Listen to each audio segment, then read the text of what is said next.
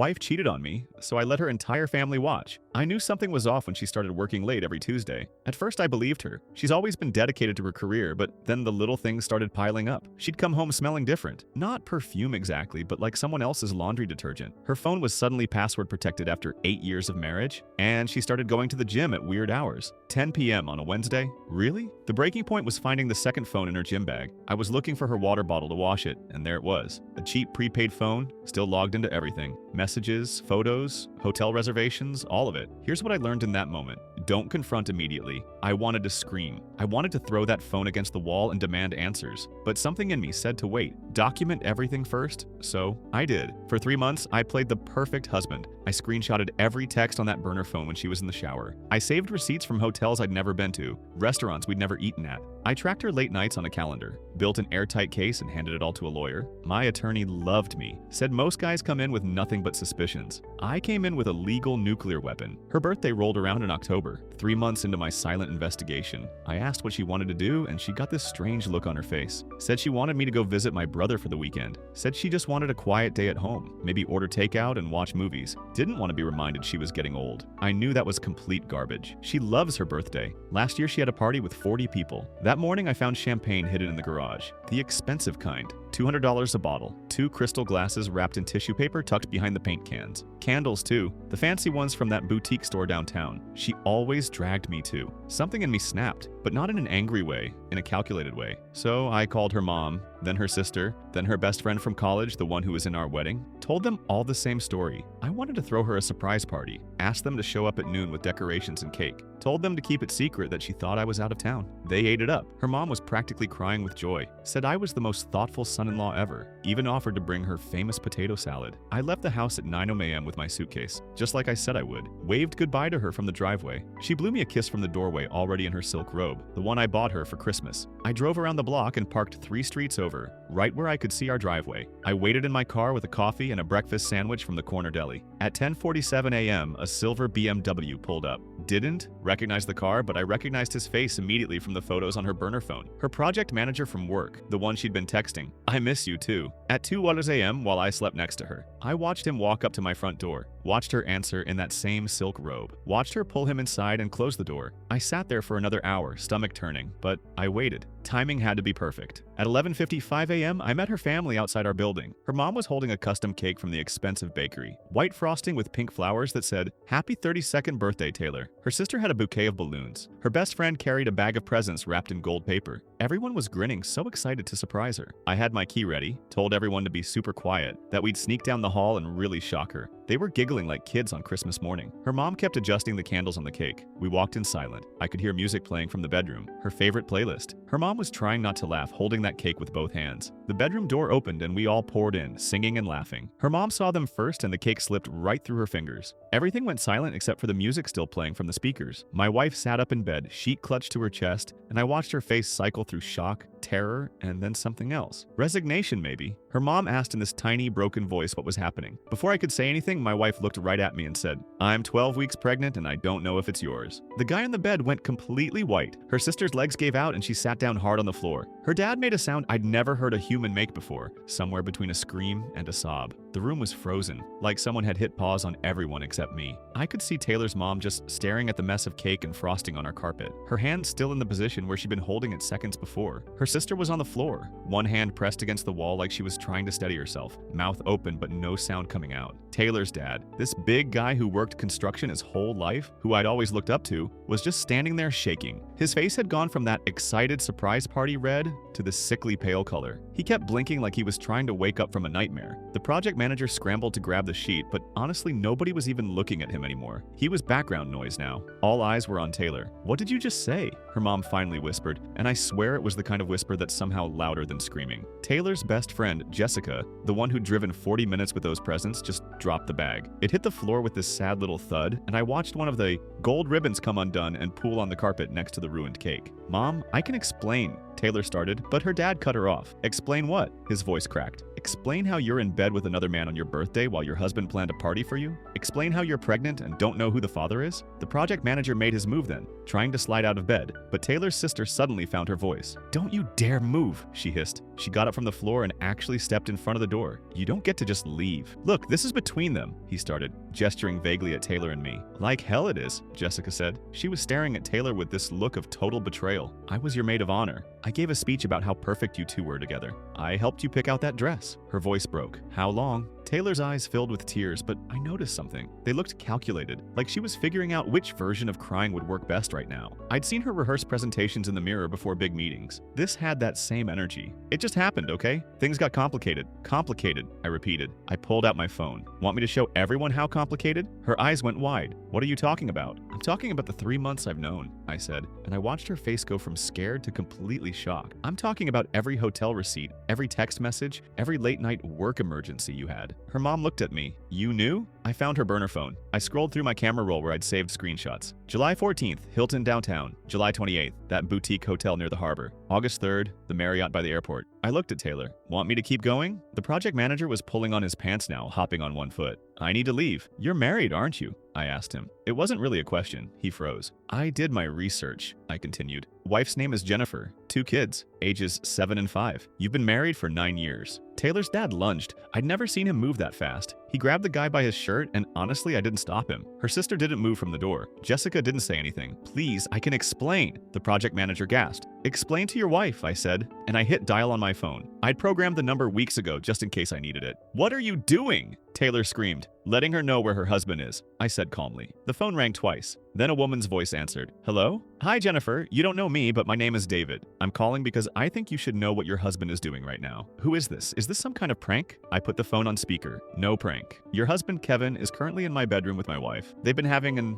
affair for at least 7 months, probably longer. The silence on the other end lasted maybe 3 seconds, then, excuse me? Taylor was frantically shaking her head at the project manager. Her dad still had him by the shirt. I'm going to text you my address, I said. You should probably come over here, bring your phone. You'll want to document this for your lawyer. This is insane, Jennifer said, but I could hear something shifting in her voice, like she was trying to decide if this was real. His car is parked outside, silver BMW, license plate JKM 7734. Should still be warm. Another pause. Then, I know that car. He said he was at the office. He's not at the office, I said. I heard a sharp intake of breath, then the sound of keys. I'm coming. I gave her the address and hung up. The room was dead silent except for the music still playing from Taylor's phone. Some Spotify playlist she'd probably made specifically for this. The romantic kind. Made me sick. Taylor found her voice. David, please don't do this. Don't do what? Tell the truth? I looked at her mom, who was still standing in the mess of cake. I'm sorry you had to find out this way. I really am. But I've spent 3 months watching her lie to everyone. Watching her plan these little rendezvous while pretending to be the perfect wife. She's been using the gym excuse, late work meetings, that girls' night she had 2 weeks ago. I looked at Taylor. She was at a beach house with him. Her best friend Jessica made a choking sound. You said you needed space. You said you were staying at my place that weekend for mental health. I was going to tell you, Taylor started.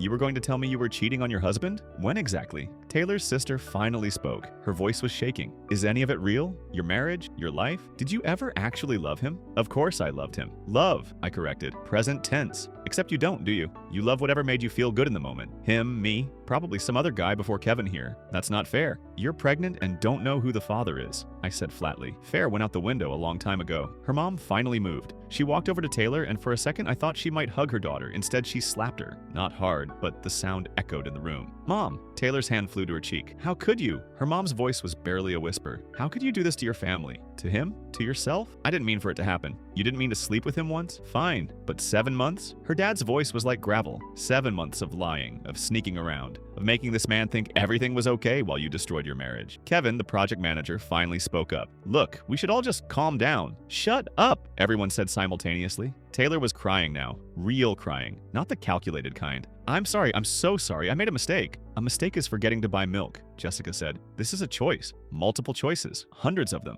We heard a car door slam outside, then rapid footsteps coming up the stairs. Kevin's face went white. No. The front door I'd left unlocked burst open. A woman stormed down the hall, phone already out and recording. She was shorter than I expected, with blonde hair pulled back in a messy ponytail and yoga pants on. She looked like she'd just come from the gym. She stopped in the bedroom doorway, took in the scene, her husband still shirtless, Taylor wrapped in our bed sheets, the ruined cake on the floor, the family standing around like witnesses at a funeral, and something in her face just broke. "You son of a bitch," she breathed. Then louder, "You son of a bitch." She launched herself at Kevin. Taylor's dad had to step back to give her room. She was hitting him, not hard enough to really hurt him, but enough to make him stumble backward. She was screaming things I couldn't quite make out, words running together in rage and hurt. Her phone was still recording, propped up now on the dresser. Smart. She'd come prepared. Kevin tried to grab her wrists. "Jenny, please, let me explain." She slapped him, hard. His nose started bleeding immediately. "Explain what? How you told me you were working late for the past 6 months? How you said the gym membership was for us, for our marriage, while you were screwing her?" She pointed at Taylor, who shrank back against the headboard. "It's not what it looks like. There's literally a used condom in your trash can," Jenny said, pointing. "What else could it possibly look like?" Taylor's mom made a wounded sound. Jenny pulled out her phone, taking photos of everything. The bed, the clothes on the floor, Kevin's face, nose still bleeding. Taylor clutching the sheets. She got every angle like she was documenting a crime scene, which, I guess in a way, she was. "Did you tell her you have kids?" Jenny asked Kevin, voice deadly calm now. "Did you mention that while you were playing house with her, your daughter had a dance recital you missed? Or that your son asked where daddy was every night this week?" Kevin's face crumpled. "Jenny, save it." She turned to Taylor. "How long?" Taylor didn't answer. "How long?" Jenny repeated, stepping closer. 7 months, I answered for her. At least that's what I can confirm. Could be longer. Jenny laughed, but it wasn't a real laugh. It was the kind of sound someone makes when they've gone past angry into something else entirely. 7 months. Our anniversary was 6 months ago. You took me to that restaurant downtown, told me you loved me, promised we'd work on our marriage. She looked at Kevin. "Were you with her the next day?" His silence was answer enough. Jenny nodded slowly like something was clicking into place. "The Valentine's Day flowers you forgot to order. The birthday present you said was back-ordered. The times you were too tired to talk." She took another photo of him. "You weren't too tired. You were just saving your energy for her." Taylor's sister spoke up, her voice small. "Did he tell you about his kids?" Taylor shook her head slowly. "Of course he didn't," Jenny said. "Let me paint you a picture. Sophie is 7. She has your same blonde hair. She asks me every night when daddy's coming home. Noah is 5. He's in kindergarten and he drew you a picture last week of our family." She pulled out her phone, showed a photo of stick figures. "He put a heart around you. He thinks you hung the moon." Kevin covered his face with his hands. "Look at her," Jenny demanded, grabbing his hands away from his face. "Look at what you threw away your family for." The room was silent except for the music still playing. Someone had the sense to finally turn it off. Taylor's dad spoke next, his voice heavy. "I need to know something." He looked at Taylor. "This pregnancy, how far along did you say?" 12 weeks, Taylor whispered. He pulled out his phone, started counting on a calendar. 12 weeks ago was mid-July. I knew where he was going with this. I'd done the same math weeks ago. "That was right after David's birthday party," her mom said slowly. "The one at the lake house." "I remember that weekend," her sister added. "You guys seemed so happy. You posted all those photos on Instagram." Taylor was shaking her head. "Please don't." "We had sex twice that weekend," I said, my voice flat. "July 19th and July 20th. But according to the hotel receipts I found, you were also with Kevin on July 17th and 21st. The math hung in the air. Taylor's mom sank onto the edge of the bed, careful to avoid the side Kevin had been on. "So you really don't know?" "I don't know," Taylor admitted, and I had to give her credit for finally being honest about something. Her dad looked at Kevin. 7 months. You said 7 months. I nodded. "Could be longer, but that's what I can prove." "So the pregnancy," his face darkened. "It can't be David's." I'd already worked this out with my lawyer. Timeline doesn't match. 12 weeks ago, I was in Seattle for work. I have receipts, boarding passes, hotel records. I was gone for 5 days. July 15th through the 20th. I got back late on the 20th. Taylor's eyes widened. "No, you got back on the 19th. I told you I was coming back on the 19th, I corrected. But my flight got delayed. I didn't actually get home until almost midnight on the 20th. I have the records." The lie she'd built was crumbling. If she said we had sex on the 19th, I could prove I wasn't there. If she said the 20th, that was too late for the conception date. Her mom looked at Kevin. "Then it's yours." Kevin shook his head frantically. "We use protection every time." "Clearly not every time," Jenny said. "Or it failed. Congratulations. You're having a baby with your affair partner while your wife is sitting at home raising the 2 kids you already have." Taylor was crying harder now. "This isn't how I wanted anyone to find out." "How did you want us to find out?" her best friend Jessica asked. "At the baby shower? Were you going to pretend it was David's and just hope nobody did the math?" The silence that followed was answer enough. "Oh my God," Jessica breathed. "You were going to pass it off as his baby." "I didn't know what to do," Taylor sobbed. "You could have told the truth," I said. My voice was still calm. I'd had 3 months to process this. To get angry, to cry, to rage. Now I just felt empty. At any point in the last 7 months, you could have just been honest. I was scared of what? That I'd leave you? That your family would be disappointed? That you'd have to face consequences? I shook my head. You weren't scared. You just wanted to have your cake and eat it too. The stable husband at home, the exciting affair on the side, and if you got pregnant, you'd figure out a way to make it work. Her dad was pacing now, hands clenched into fists. "I raised you better than this. Dad, don't. He held up a hand. Don't call me that right now. I can't. His voice broke. I need air. He walked out. We heard the front door open and close, heard his truck start up and drive away. Taylor's mom stood up slowly. She looked at me and I saw something in her eyes I'd never seen before. Shame. Deep, crushing shame. I'm so sorry, she said. I'm so sorry for what my daughter has done to you. You deserved better than this. You deserved better than her. Mom! Taylor reached out, but her mom stepped back. I need to go find your father, she said, before he does something stupid. She looked at Taylor one more time. I love you, I always will. But right now, I can't stand to look at you. She left. Her sister stood there for a moment longer, then shook her head and followed without a word. Jessica was the last to go. She looked at the present she'd brought, still in the bag on the floor. I got you a journal, one of those nice leather ones you'd been wanting. I was going to write a note inside about our friendship, about how lucky I was to have you in my life. She picked up the bag and walked toward the door, then paused. I don't have a best friend anymore. The door closed behind her. It was just me, Taylor, and Kevin and Jenny in our bedroom now. The bedroom Taylor and I had picked out furniture for together. The bed we'd bought 2 years ago after saving up for months because we wanted something nice, something that would last. Jenny was still taking photos, documenting everything methodically. She'd stopped crying. Now she just looked determined. I want a divorce, she said to Kevin. And I want full custody. Jenny, please. I'll be hearing from my lawyer, she said to both Kevin and Taylor. Then she looked at me. I'm sorry you got dragged into this, but thank you for calling me. Some women never find out. She left, still holding her phone up, recording as she walked out of the room, down the hall, out of our home. Kevin scrambled to find the rest of his clothes. I should go. Yeah, you should, I said. He was pulling on his shirt when I stopped him. One more thing. Your job, both of you. They both froze. I've been in contact with HR for the last week, I said. Sent them all the evidence I had. Time-stamped messages sent during work hours. Hotel bookings made on your corporate card, Kevin. That conference in San Diego that you both attended in August? I smiled, but there was no humor in it. Conference ended at 3 p.m., but you both didn't check out of the hotel until noon the next day. Same room number on both your expense reports. Kevin's face drained of color. You can't. I already did. They're reviewing everything Monday morning. Should be interesting since, workplace relationships require HR disclosure, and you're technically Taylor's supervisor. You bastard, Taylor hissed. Me? I laughed. I'm the bastard?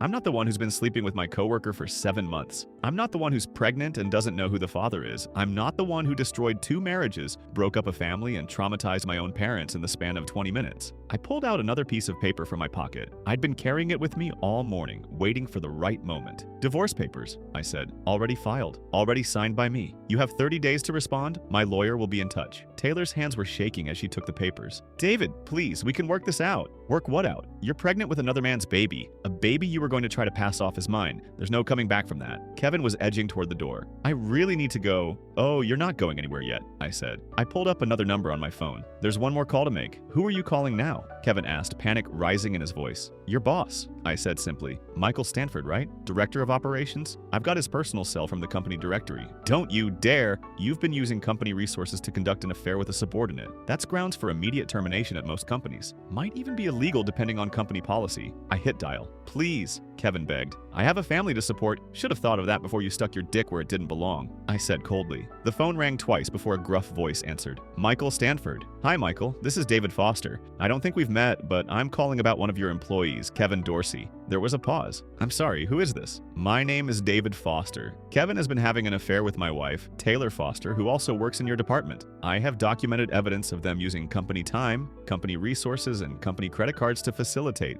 this relationship. I wanted to bring it to your attention before I send everything to HR on Monday. Another pause, longer this time. Is this some kind of joke? I wish it was, I said, but no. I have hotel receipts, expense reports, text messages, emails sent from company accounts, all time-stamped during work hours. Kevin is Taylor's direct supervisor, which I believe violates company ethics policies. Jesus Christ, Michael muttered. And you said your wife's name is Taylor Foster? That's correct. They're actually both standing right here if you'd like to speak with them. Kevin was frantically shaking his head. Taylor looked like she might throw up. Put Kevin on the phone, Michael said, and his voice had gone from confused to furious. I handed the phone to Kevin. Your boss wants to talk to you. Kevin took the phone with shaking hands. Michael, I can explain. I couldn't hear what Michael was saying, but I watched Kevin's face go from pale to green. He kept trying to interject, kept saying but and please, and it's not like that, but apparently Michael wasn't having it. Finally, Kevin just whispered, yes, sir, and handed the phone back to me. Mr. Foster? Michael's voice came through. Yes? I apologize for what my employees have put you through. This will be handled immediately. Expect a call from our legal team as well as HR, and I want you to know that this kind of behavior is not tolerated at our company. I appreciate that, I said. We'll be in touch. He hung up. Kevin stood there, shirt half tucked, shoes in his hands, looking like his entire world had just imploded. Which, I guess it had. That's it then, he said quietly. My job, my marriage, everything. Yeah, I agreed. That's what happens when you make decisions like you did. Now get out of my house. He left without another word, grabbing his jacket from where it had been thrown over my reading chair. The front door closed behind him. Taylor and I were alone now. She was still in bed, still wrapped in sheets, mascara running down her face. The room smelled like sex and betrayal and that expensive champagne she'd hidden in the garage. David, she started, but I held up my hand.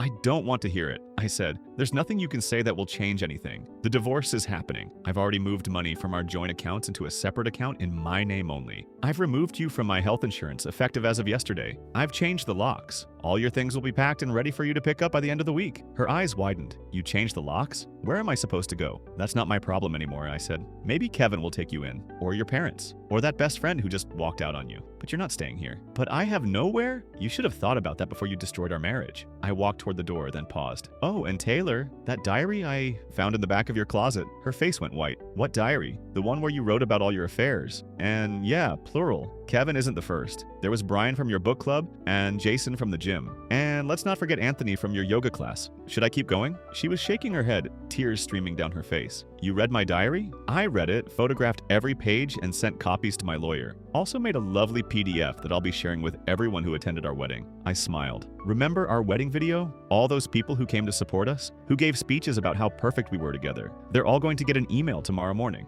You can't do that. Watch me. I pulled the bedroom door closed behind me. You've got 1 hour to get dressed and get out. After that, I'm calling the police and having you removed for trespassing. I walked down the hall, stepped over the ruined cake that was still on the floor, and went into my home office. The office where I had spent the last 3 months planning this day, planning how to expose her, planning how to protect myself legally and financially, planning how to make sure everyone knew the truth. I sat down at my desk and opened my laptop. The email was already drafted. Subject line, the truth about Taylor Foster. Attached were screenshots, photos, excerpts from her diary, all organized in a neat folder labeled Evidence. The recipient list included everyone from our wedding, our friends, our co-workers, our extended family, her book club, my softball team, even our neighbors. My finger hovered over the send button. From the bedroom, I could hear Taylor crying, heard her on the phone, probably calling her mom, begging for a place to stay. I thought about stopping, about taking the high road, about letting her maintain some dignity. Then I remembered the text message I'd read last night on her burner phone, the one where Kevin asked if she'd ever tell me the truth, and she'd responded, "Why would I? He doesn't suspect anything. He's too trusting." Too trusting. I clicked send. The email went out to 247 people. I watched the send bar fill up, watched the notification that it had been delivered successfully. My phone started buzzing immediately. Text messages, phone calls, Facebook messages, people wanting to know if the email was real, if it was some kind of hack, if Taylor really did what the evidence showed. I turned my phone on silent and opened the second email draft. This one was addressed to Taylor's boss, the CEO of her company, and the entire executive team. Subject line, ethics violation,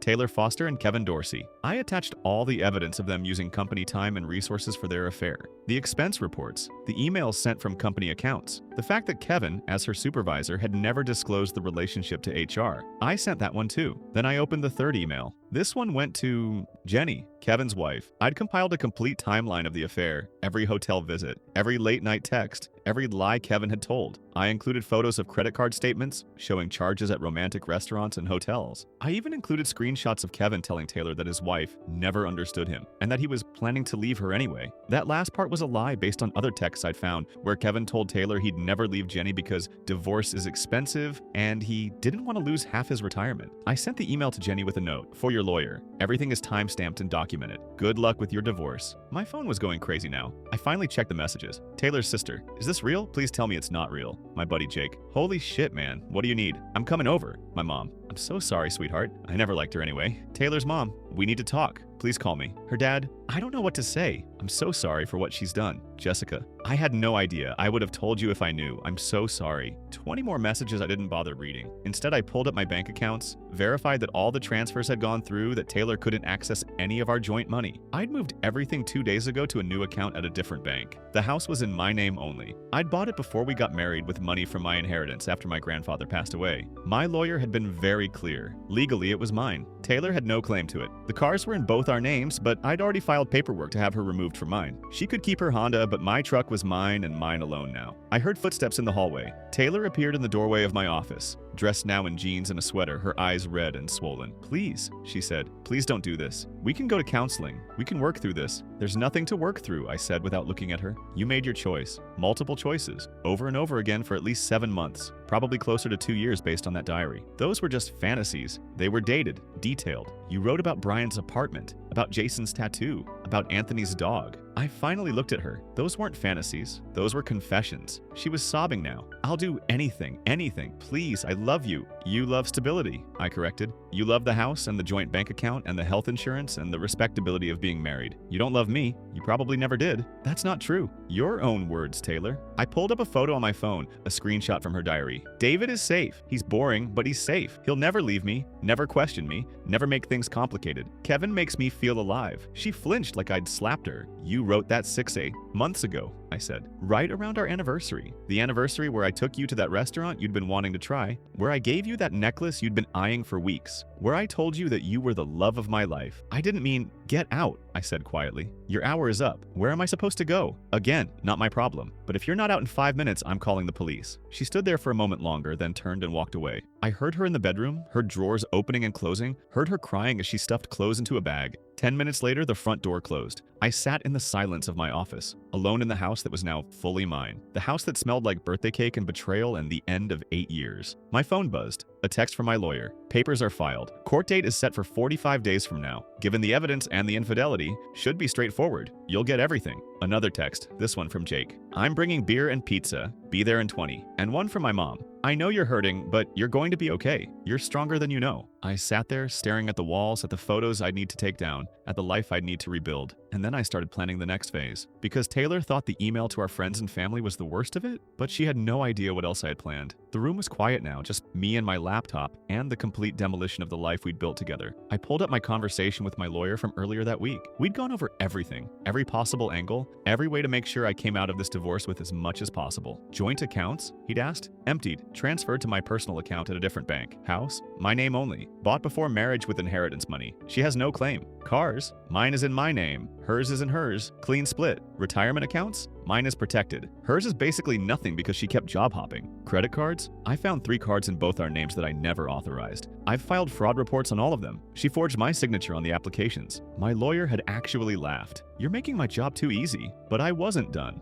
Not even close. I pulled up the conversation with Kevin's wife, Jenny. We'd been talking for 2 weeks now, ever since I'd found her contact information in Kevin's phone. Planning, strategizing. "I want to destroy him," she texted me. "Not just divorce him. I want him to lose everything." "I can help with that," I'd replied. And we had. Together, we'd built a case not just of infidelity, but of financial misconduct, misuse of company resources, and ethics violations. We'd compiled everything in excruciating detail. Jenny was smart. She'd been doing her own investigation for months, apparently. She'd suspected something was off when Kevin started working late, started caring about his appearance again, started being distant. She just hadn't been able to prove anything until I called her. "He thought I was too stupid to notice," she'd told me on one of our calls. "He thought I was too busy with the kids to pay attention. But I saw everything. Every receipt he tried to hide. Every lie about working late. Every time he came home smelling like someone else. We'd made a pact. We'd take them both down, together. Not just divorce them. Not just move on. We'd make sure they faced actual consequences. And that started with their jobs." I pulled up the folder I'd been compiling. In it was every piece of evidence showing Kevin and Taylor using company resources for their affair, 47 emails sent from company accounts during work hours with attached hotel confirmations, 23 expense reports with charges for romantic restaurants and hotels, many during times they both called in sick, 15 instances of them both leaving work early on the same days, hotel bookings made using Kevin's corporate credit card conference attendance records, showing them in the same room despite being registered separately. I'd sent all of it to their HR department and their CEO.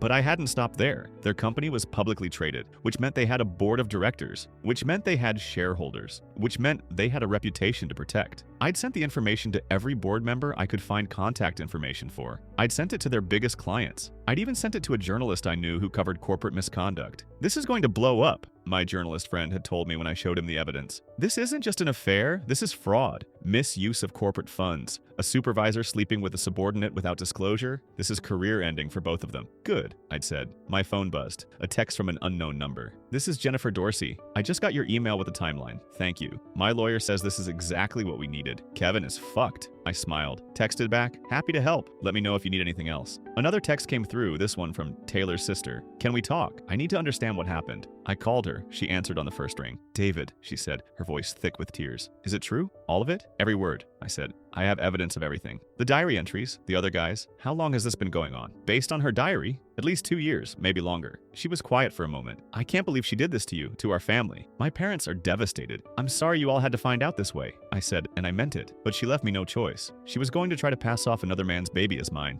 I know. Her voice cracked. That's the worst part. She was going to let you raise a child that wasn't yours. She was going to let our parents think they had another grandchild when it wasn't even really their grandchild. Yeah, I said. That's who your sister is. More silence. Then, what are you going to do now? Move on, I said. Build a new life. One without her in it. Can I still talk to you? I mean, we've been friends for years, even before you married Taylor. Of course, I said. None of this is your fault. Thank you, she whispered. And David, for what it's worth, you deserved better. You always deserved better than her. We hung up. I sat there, phone in hand, thinking about what she'd said. I did deserve better. I'd been a good husband, faithful, supportive, present. I'd worked hard to provide a good life for us. I'd planned special dates, remembered anniversaries, surprised her with little gifts just because. And she'd thrown it all away for excitement, for the thrill of sneaking around, for the ego boost of having multiple men interested in her. My phone buzzed again. This time, it was Jake. Outside with beer and pizza. Let me in. I went to the door and opened it. Jake stood there with a 6-pack and 2 large pizzas, looking at me with concern in his eyes. Bro, he said, pulling me into a hug. I'm so sorry. Thanks for coming, I said. We went inside. He looked at the ruined cake still on the floor in the bedroom hallway. Want help cleaning that up? Leave it, I said. I want to remember what this day looked like. We sat in the living room, beer and pizza between us. Jake didn't ask questions at first, just let me sit in silence, processing everything that had happened. Finally, he spoke. You've been planning this for a while, haven't you? I nodded. 3 months. The email to everyone, the divorce papers, emptying the accounts, that wasn't spur of the moment. No, I agreed. It wasn't. I wanted her to feel exactly what I felt when I found that phone. Blindsided, humiliated, like her whole world was falling apart. Mission accomplished, Jake said. My phone has been blowing up all day. Everyone's talking about it. Good, I said. Let them talk. Some people think you went too far. I don't care what they think, I interrupted. They weren't the ones being cheated on. They weren't the ones whose wife was going to pass off another man's baby as theirs. Jake held up his hands. Hey, I'm on your side. Just giving you a heads up about the gossip. We drank in silence for a while. So what now? Jake asked. Now? I shrugged. Now I wait for the divorce to finalize. I've already talked to my lawyer. Given the evidence and the infidelity, I'll get everything. The house, my retirement account, my car. She gets nothing. What about the pregnancy? Not my problem, I said. Paternity test will prove it's Kevin's and then he can deal with child support. Assuming he has a job, Jake pointed out. True, I agreed, but also not my problem. My phone buzzed. Another text, this one from my lawyer. Just got a call from Taylor's lawyer. She wants to, negotiate a settlement. I laughed out loud. She thinks she has leverage to negotiate? Jake read the text over my shoulder. What are you going to tell him? That she can negotiate all she wants, but she's not getting anything. The prenup we signed says infidelity voids any claim she has to my assets. And I have proof of infidelity going back at least 2 years. I texted my lawyer back. No settlement. We're going to trial if we have to. I want everyone to know exactly what she did. His response came quick. That's what I figured you'd say. I'll let her lawyer know. The next few hours passed in a blur. More texts, more phone calls, more people reaching out, some to offer support, some just to get the gossip. Taylor's mom called. I let it go to voicemail. Her dad called. I answered that one. David, he said, his voice heavy. I don't know what to say. You don't need to say anything, I told him. This isn't your fault. She's my daughter. I raised her. Somewhere along the line, I failed her. You didn't fail her. She made her own choices. He was quiet for a moment. What she did to you, that's unforgivable. I agree. I just want you to know that whatever happens, you're still family to me. You'll always be welcome at our house. That got me. I felt my throat tighten. I appreciate that. And David, I'm sorry. I'm so sorry for what she put you through. We hung up. I sat there staring at my phone, feeling the weight of the day finally starting to hit me. 8 years. 8 years of my life with someone who'd been lying to me, who'd been sleeping with other men, who'd been planning to trap me with a baby that wasn't mine. How had I missed it? How had I not seen the signs earlier, but I knew the answer? I'd trusted her completely. I'd believed her when she said she was working late, when she said she was at the gym, when she said she loved me. I'd been the perfect mark, too trusting, just like she'd said in that text. Never again. My phone buzzed. This time it was an email from the HR department at Taylor and Kevin's company. Mr. Foster, thank you for bringing this matter to our attention. After reviewing the evidence you provided, we have terminated both Taylor Foster and Kevin Dorsey, effective immediately. Their conduct violated multiple company policies, including our ethics policy, our code of conduct, and our policies regarding workplace relationships. We take these matters very seriously and appreciate your cooperation in this investigation. Should you need any documentation for your divorce proceedings, please let us know. Sincerely, Brenda Walsh, Director of Human Resources. I forwarded the email to my lawyer and to Jenny. Jenny texted back immediately. Yes, oh my God, yes, he's freaking out. He just called me crying, begging me not to go through with the divorce because now he doesn't have a job and can't afford to live anywhere. What did you tell him? I texted back. I told him he should have thought of that before he fucked his coworker for 7 months, then I hung up on him. I laughed. Actually laughed. First time all day. Jake looked at me. Good news? They both got fired, I said, showing him the email. Damn, Jake said. You really went scorched earth on them. They earned it, I said. We finished the pizza and beer. Jake helped me take down some of the photos of Taylor and me that were still hanging on the walls. We put them in a box in the garage. I'd burn them later. Around midnight, Jake finally left. Call me if you need anything, he said. Literally anything, even if it's just to come over and help you destroy more of her stuff. Thanks, man, I said. After he left, I walked through the empty house. Our house. My house now. Every room held memories. Some good, most now tainted by what I knew. The kitchen where we'd cooked dinners together, except now I knew that on the nights she said she was too tired to cook, she was probably with Kevin. The living room where we'd watched movies together, except now I knew she was texting him during those movies, telling him she wished she was with him instead. The bedroom where we'd slept together for 8 years, except now I knew she'd been sneaking out after I fell asleep to meet up with him, or Brian, or Jason, or Anthony.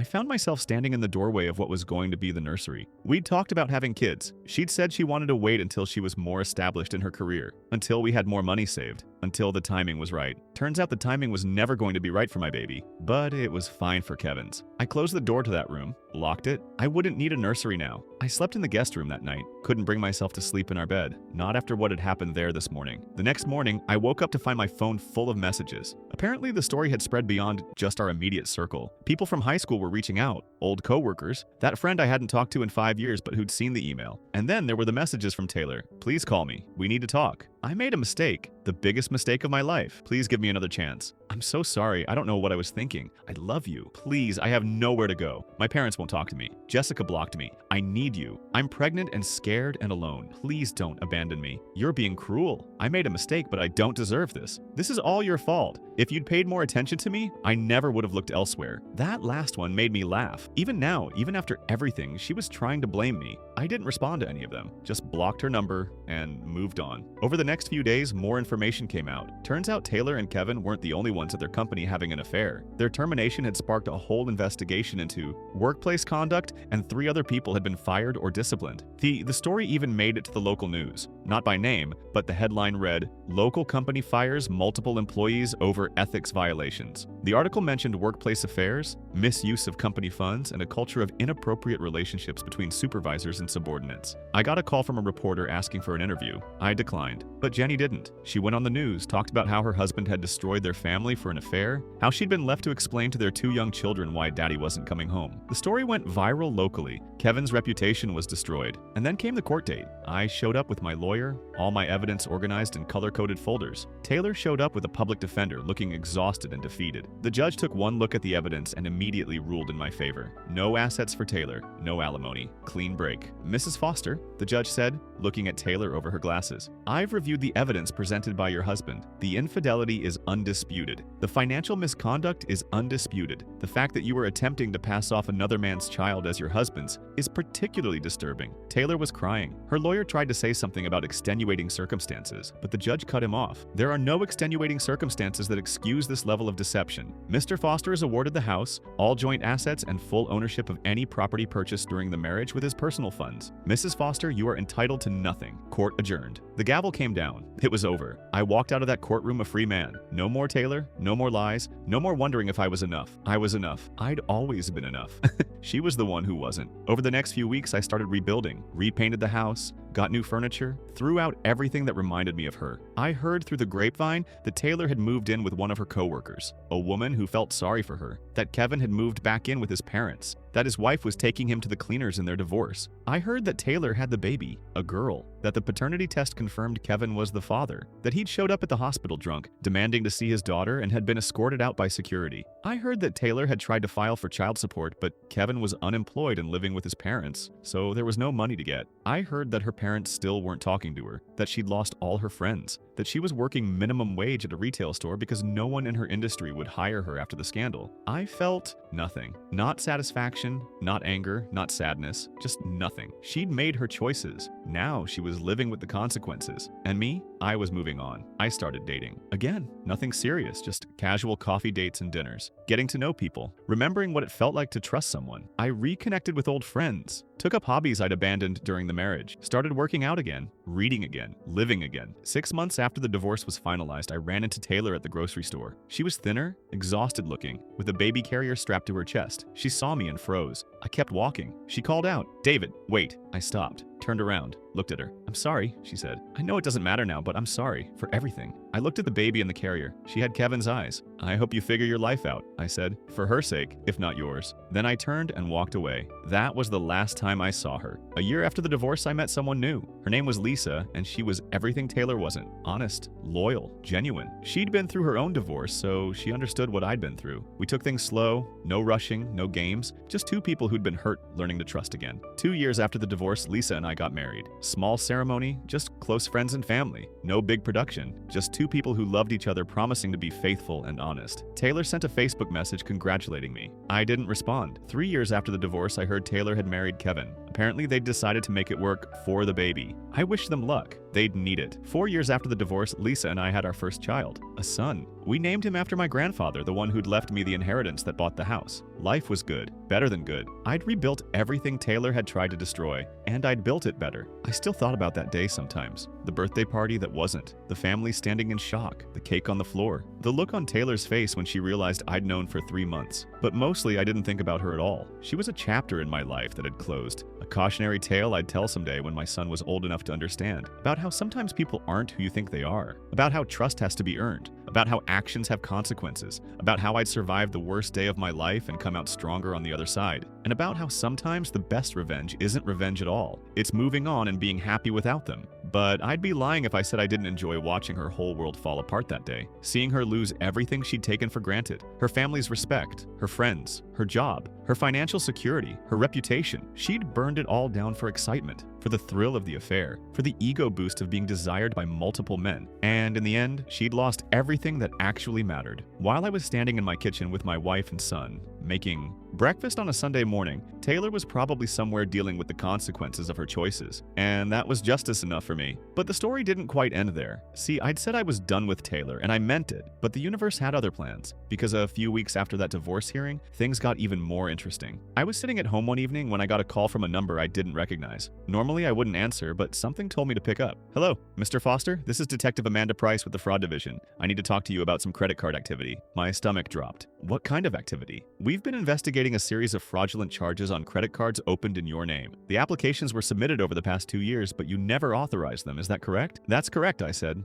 "I filed reports on them months ago." "We've made an arrest," she said. "Taylor Foster, your ex-wife. She's been charged with identity theft and fraud. The total amount she charged on cards in your name comes to about $47,000. I sat down hard. $47,000? "Yes, sir. Hotels, restaurants, clothing, gifts, all purchased for her affair partners. She was using your credit to finance her affairs." I actually laughed. "Of course she was. She's looking at serious jail time if convicted," Detective Price continued. "We'll need you to come down and give a statement, and you may want to consider pressing civil charges as well to recover the money." "I'll be there tomorrow," I said. After I hung up, I called my lawyer, told him what was happening. "This is good for us," he said. "Very good. We can use this in the divorce proceedings." "Well, the divorce is finalized, but we can pursue damages for the fraud." "Do it," I said. The next day, I went to the police station, gave my statement, showed them all the evidence I'd been collecting, the credit card applications with forged signatures, the charges that were made while I was out of town. everything. Detective Price took it all down. This is one of the clearest cases of identity theft I've ever seen. She didn't even try to hide it. She thought she'd never get caught, I said. She thought I was too stupid to notice. Well, she was wrong about that, Detective Price said with a small smile. The criminal case moved quickly. Taylor couldn't afford a decent lawyer, so she was stuck with a public defender who immediately advised her to take a plea deal. She was sentenced to 3 years in prison, 3 years away from her daughter, 3 years to think about what she'd done. I didn't attend the sentencing. I was done giving her any more of my time or energy, but Jenny did, Kevin's ex-wife. She texted me after. She cried, begged the judge for mercy, said she had a baby who needed her. The judge said she should have thought about that before committing fraud. Then they took her away. It was beautiful. With Taylor in prison, Kevin was left as the sole parent of their daughter. Except Kevin was still unemployed, still living with his parents, still a mess. Jenny called me about a month after Taylor went away. "You're not going to believe this," she said. "Kevin showed up at my door last night with the baby. Said he couldn't take care of her. Asked if I would take her. What did you tell him?" "I told him to fuck off," she said. "That's not my responsibility. That's his daughter with his mistress. If he can't take care of her, he needs to call CPS, not me." "Did he?" "I don't know. Probably not. He probably went crying back to his parents to take care of her." I felt a twinge of sympathy for that baby. She didn't ask for any of this. Didn't ask to have Taylor and Kevin as parents. Didn't ask to be born into this disaster, but it wasn't my problem. Wasn't my responsibility. A few months later, I heard through the grapevine that Kevin's parents had filed for custody of the baby, that Kevin had been deemed unfit, that the baby was now being raised by her grandparents while both her biological parents were disasters. Taylor in prison, Kevin unemployed and depressed, and that innocent baby stuck in the middle of it all. Part of me felt bad for that kid, but the larger part remembered that Taylor had been planning to pass that baby off as mine, had been planning to trap me into raising someone else's child, had been planning to tie me to her forever through a baby that wasn't even mine. So no, I didn't feel that bad. I moved on with my life, met Lisa, got married, had my own son,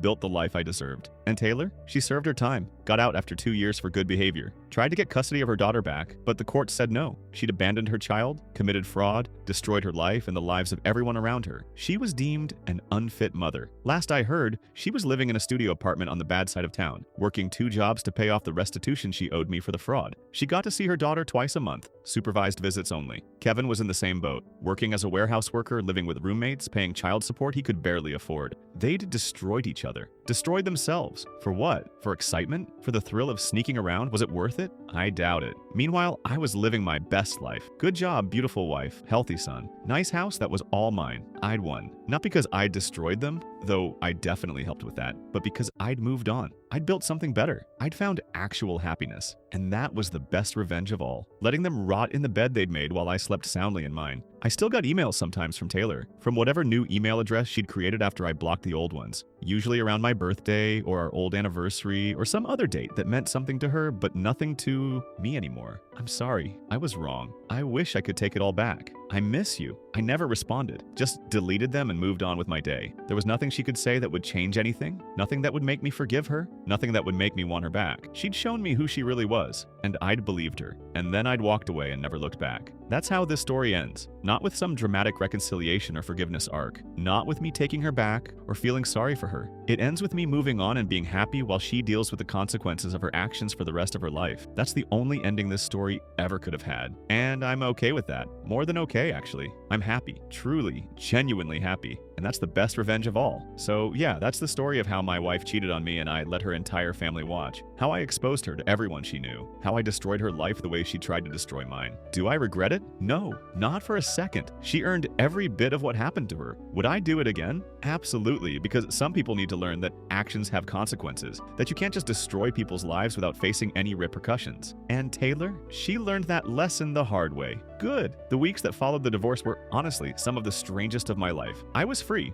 legally, financially, emotionally free. But freedom feels weird when you've been tied to someone for 8 years, even if that someone was a lying, cheating nightmare. I kept getting random updates about Taylor and Kevin through mutual friends. You know how it is in a small town. People love to gossip, especially when it's this juicy. Apparently, Kevin's wife Jenny was absolutely destroying him in their divorce. She got the house, the cars, primary custody of the kids, and a massive child support payment. Kevin was basically broke. And Taylor, well, with her criminal charges pending and no job prospects, she was living in some basement apartment on the edge of town, working retail at night, trying to piece together some kind of life. Her parents still weren't talking to her. Her sister had blocked her on everything. Jessica, her former best friend, had actually written a long Facebook post about betrayal and trust that everyone knew was about Taylor. It got like 500 likes. I wasn't active in watching all this drama unfold, but people kept telling me about it. My buddy Jake would text me updates like it was some kind of reality show. Dude, heard Taylor tried to apply for a job at that marketing firm downtown, and they laughed her out of the building. Bro, Kevin got denied for an apartment because his credit is destroyed.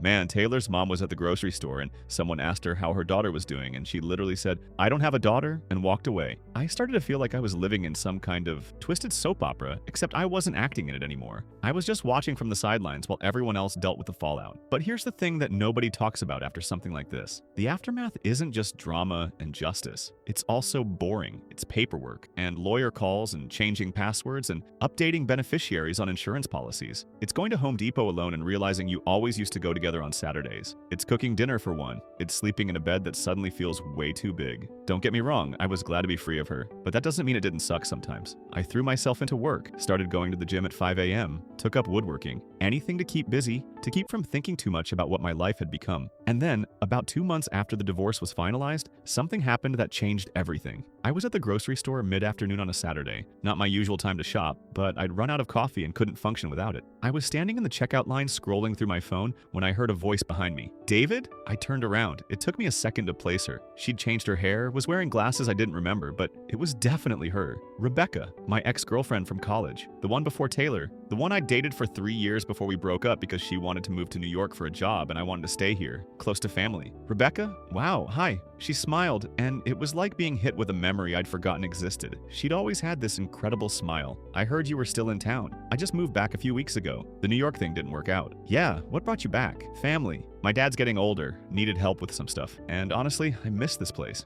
Miss the pace of life here." She paused. "I heard about what happened with Taylor. I'm really sorry." Of course she'd heard. Everyone had heard. "Thanks," I said. "It's been an adjustment." "I bet." She shifted her grocery basket to her other arm. "Hey, I know this is random, but do you want to grab coffee sometime? Catch up?" I hesitated, not because I didn't want to, but because the idea of sitting across from someone and talking about my life felt exhausting. But then I looked at her, really looked at her, and remembered how easy things used to be with Rebecca. How we used to talk for hours about nothing and everything. How I'd felt like myself around her. "Yeah," I said, "I'd like that." We exchanged numbers, made plans to meet at the coffee shop downtown the following week. As I drove home with my groceries, I felt something I hadn't felt in months. Hope, maybe? Or just curiosity about what might come next. Coffee with Rebecca turned into dinner. Dinner turned into a movie. Before I knew it, we were spending most weekends together. It wasn't a rebound thing. We took it slow. Both of us had been through our own relationship disasters. Hers was a bad breakup in New York with some finance guy who turned out to be engaged to someone else the whole time. We both knew what it felt like to be betrayed, to have your trust shattered, and maybe that's why it worked. We understood each other. One night, about 3 months into whatever we were calling this, we were sitting on my couch watching some documentary when she turned to me. "Can I ask you something?" "Sure." "Do you still think about her? About what happened?" I thought about lying, about saying no, it's all in the past, I'm completely over it. But Rebecca deserved honesty. "Sometimes," I admitted,